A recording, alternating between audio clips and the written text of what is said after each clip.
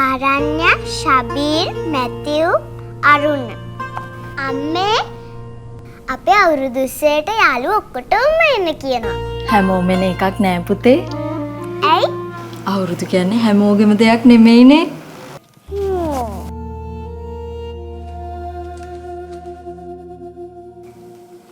සූර්යා කියන්නේ ඉර නේද තාත්තේ? ඔව්.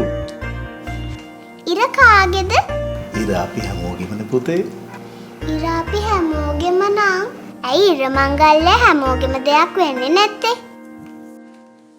අවුරුදුත් හැමෝටම අයිති කියලා අපි හැමෝටම කියමු. අපි හැමෝටම කියමු.